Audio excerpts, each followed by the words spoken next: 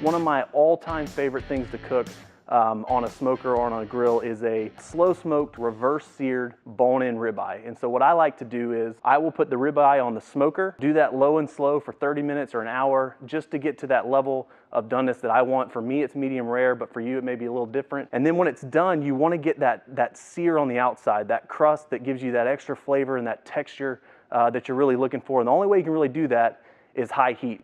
You can do that on a typical smoker by just adding in more charcoal, but there's going to be a lag there in the time that that's ready. So you'd have to take the steak off, build the fire up, wait 10-15 minutes till it's ready, put the steak back on to do the searing.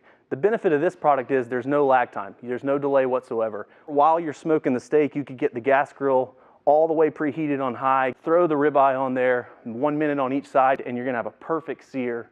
Bring it off is just absolutely delicious, really, really good.